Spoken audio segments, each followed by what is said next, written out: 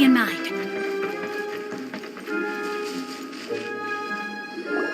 Albedo! Traveler, Paimon. I suppose your story is ready. Yep. How about you? Do you need some more time?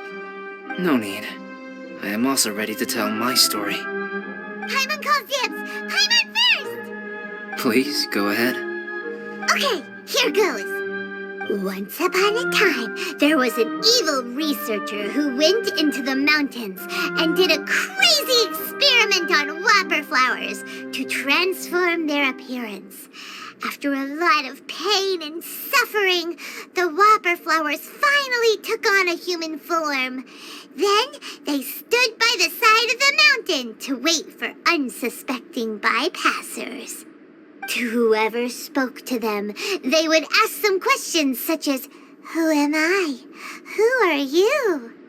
If the bypasser got the wrong answer, the last sound they'd make would be a yelp before the whopper flower ate them alive in one bite. Ooh, truly frightening. What the? You two aren't scared at all! Don't go nitpicking, okay? If you didn't like the story, go write your own!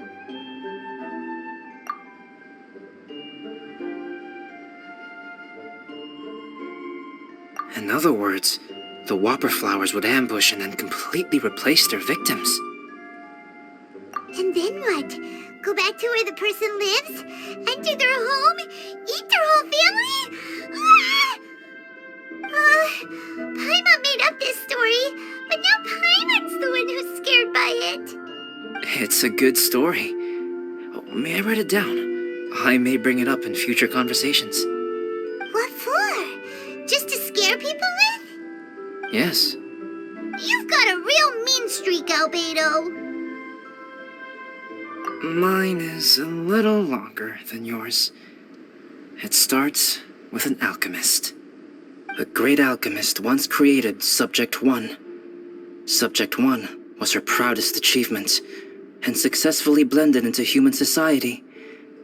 No one ever would have thought that this friend of theirs was in fact a synthetic human. However, unbeknownst to Subject 1, the alchemist had tried the same experiment many times before he had come into being. Some of the rejects from failed experiments had been discarded, but had not died. Subject 2 was one such failed experiment. He was swallowed by a great dragon that came to rest upon a snow-swept mountain. Many years later, he was resurrected by the dragon's mysterious power. He saw all kinds of people on the mountain, including Subject 1, who had somehow miraculously blended in among them. Never in Subject 2's wildest imagination had he thought it possible for experimental life forms such as they to deceive everyone so successfully. He saw the way humans accepted Subject 1 as a friend, witnessed their affection as they addressed him by name. This was what Subject 2 wanted. Now, all that Subject 2 desired was to replace Subject 1 and take the joy of his existence for himself.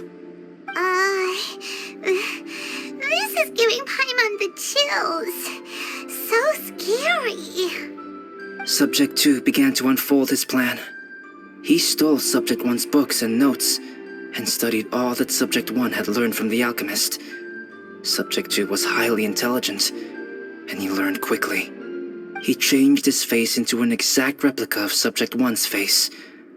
Then, he found a plant with mimicry capabilities, and transformed it using dragon blood and alchemy. And so, not only did Subject 2 transform his own appearance to perfectly match that of Subject 1, he also created a third entity, Subject 3. What? There's 3 of them now? But Subject 2 wanted to become a perfected human. So, he erased a mark on both his and Subject 3's necks. For these marks were symbols of imperfection. In my view, it was probably a subconscious act, an instinct. He so desperately craved to become a perfect human being that he forgot something. Human beings are defined by their flaws. Subject 2's plan was meticulously crafted. Subject 3 would draw Subject 1's attention. After Subject 1 disposed of Subject 3, he would assume the threat had now disappeared and would let his guard down.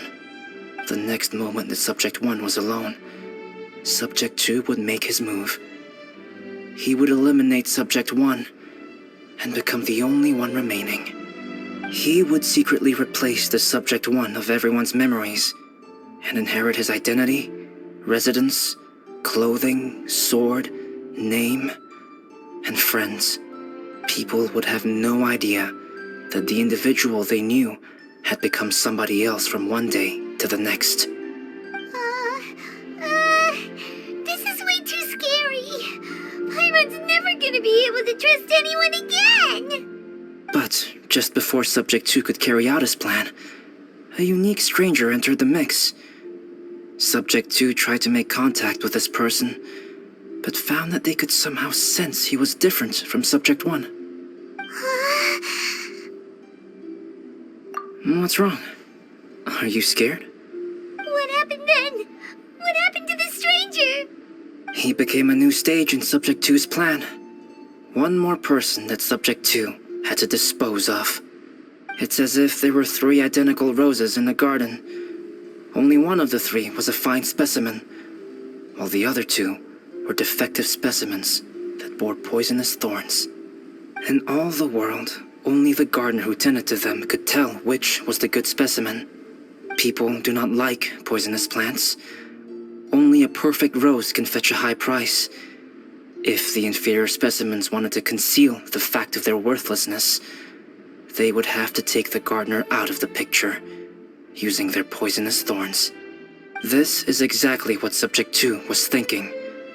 So, he hid in the shadows and waited patiently.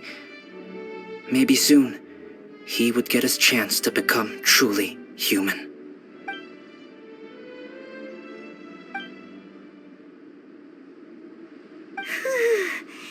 That was intense! So what happened after that? Did Subject 2's plan succeed? Paimon can't bear thinking about it. Fortunately, it is just a story. And even in this story, Subject 2 did not succeed. But you can never let your guard down on Dragonspine. Monsters mutated with Durin's power and blood are also creatures of Rhine-Daughter, just like me. You must beware of all such creatures. I'm glad to hear that. It's okay. I know what I am. You and I are both different, so there is no need for me to hide the truth from you. The only thing is that sometimes, when I think about how mighty the power of alchemy is, I feel so small. As beings who set foot in this world, how arrogant are we in desiring to control our destiny and in desiring to create? Is creation an arrogant act, traveler? If not, why do we call the ones that created us and control us gods? If it is, then what qualifies us to call ourselves creators? How far must we take our reverence and respect, and what purpose does it serve? Nothing special, but whenever I think about it, I feel a twinge of grief. Poor Albedo.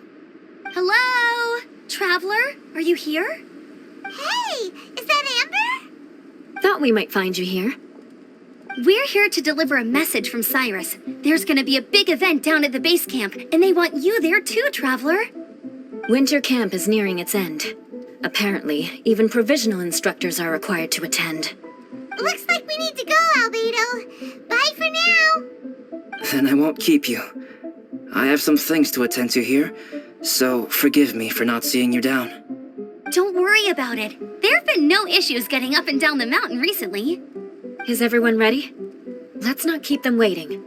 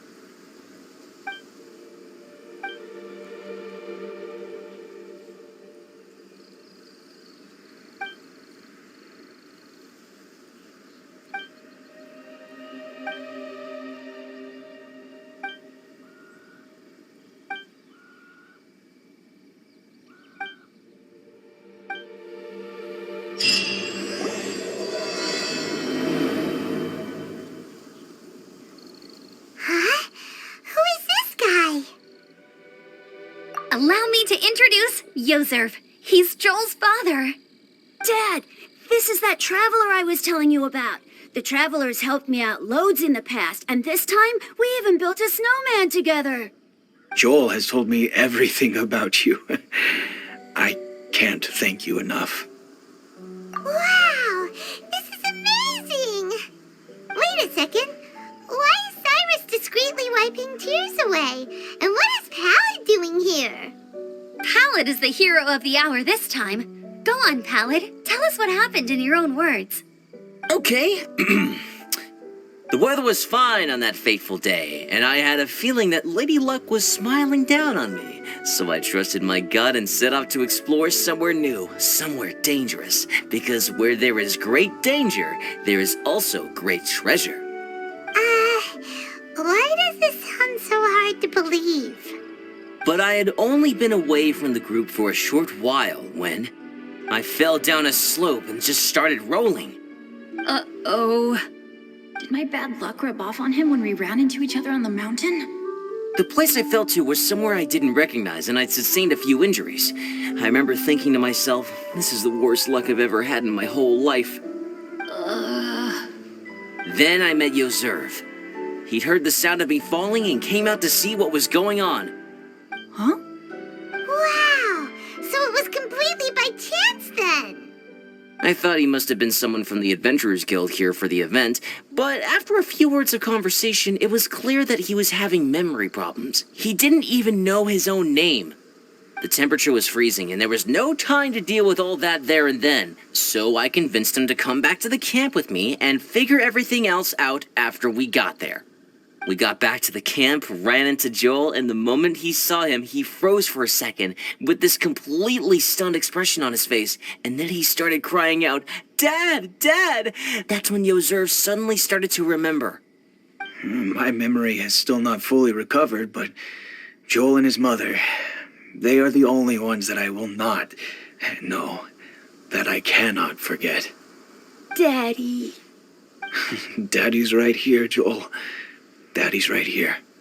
Yozerf, don't you remember anything else at all? The poor princess, feeding the foxes? I'm sorry. I have no recollection. Maybe it's because of the head trauma. I'm not sure. I woke up and found myself covered in blood. My things were gone, and there was nothing to indicate who I was or how I got there. I crawled into a cave and settled in for a slow recovery.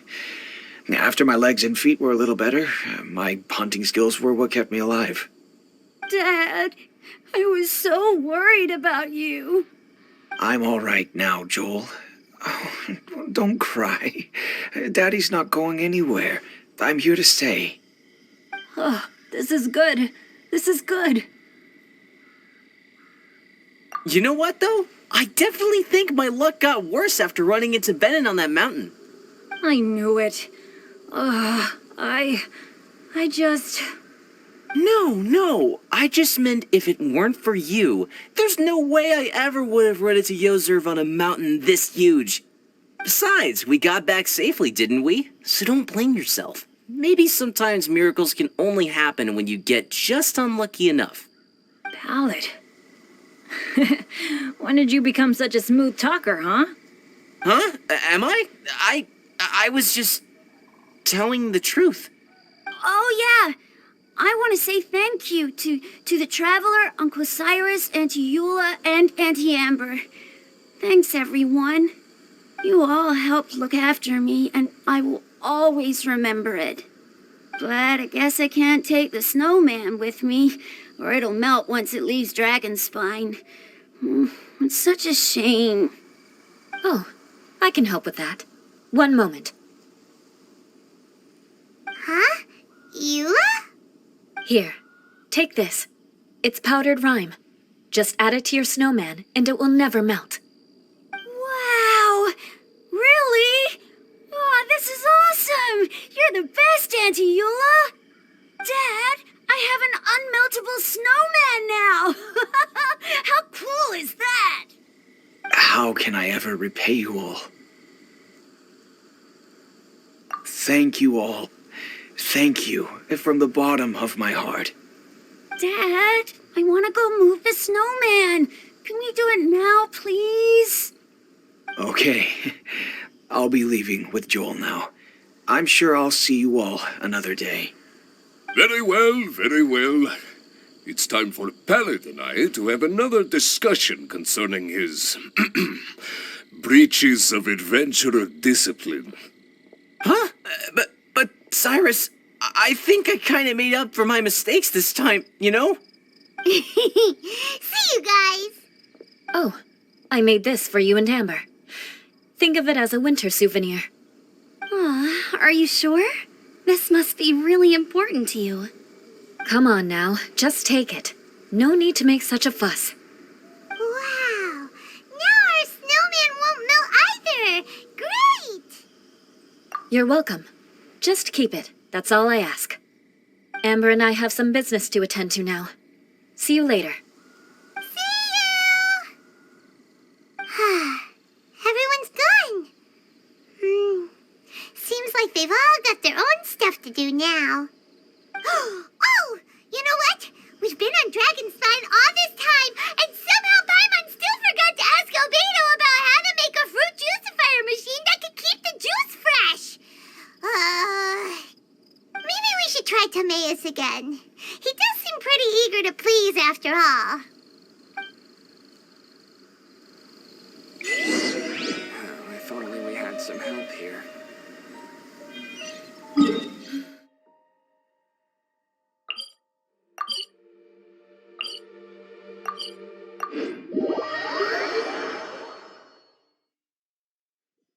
Time to act. Timaeus! Traveler and Paimon, what can I do for you? Wait a minute. You've got that mischievous look on your face. Oh, you're not still thinking about that ridiculous juicer thing, are you? Timaeus, will you help us? Well, if the Traveler isn't really interested, then, yeah, maybe I'll give this one a pass. It's just the weirdest request ever. No, but Paimon's Sunsettias are gonna go to waste without it. And the time it would take me to research something like that, I could probably pick those Sunsettias again 10 times over. New research project, Timaeus? We meet again. Oh, Albedo, thank goodness. So the situation is, Paimon wants a machine that can turn fruit into juice and keep the juice fresh. I mean, surely it's... Majorly important, that's what it is. If you can manage to invent this, we'll never have to worry about fruit going bad ever again. That's impossible.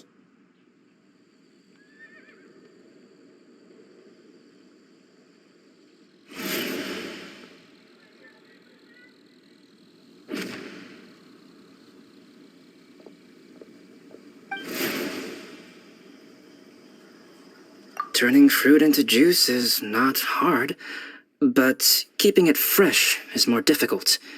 But if you simply want to keep the fruit from rotting, there are many ways to achieve this. Right, Traveler?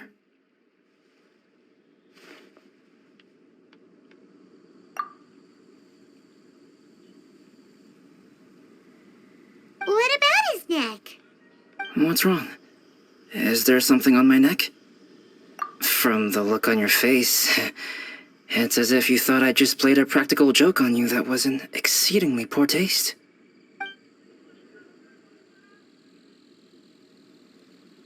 Albedo, you were saying, how do you stop fruit from going bad? Well, one way would be to bury your fruit on Dragonspine, where the snow never melts all year round. But then Paimon won't be able to eat them. You could always live on Dragonspine. No, too cold for Paimon. Or you can give the fruit to me, and I would take it to Dragonspine for you. But since you don't like the cold, you'd have to send someone else to pick them up when you want them. This is where you come in, Traveler. Suddenly sounds a lot more feasible with other people doing all the work. Okay then, shall we go with that idea? Fruit buried on Dragonspine will stay fresh for much longer. However, it is also possible that the fruit will sprout and grow into fruit trees. Who knows? Maybe the next time you visit, it will have grown into an orchard. You can water the trees, add fertilizer, and when they finally bear fruit, you will have some fresh sunsettias. No way! Then Paimon will have to be a gardener! That's not the goal here. Oh? Well, I don't think being a gardener is so bad.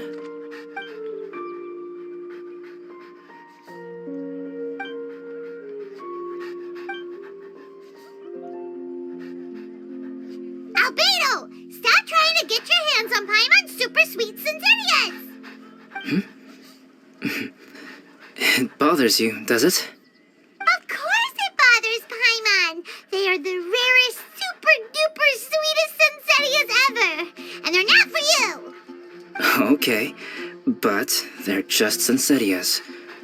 I think you're only so attached to them because you don't have much fruit of this quality in your possession. When someone's pockets are full and their spirit is fulfilled, they don't easily fall prey to this kind of yearning.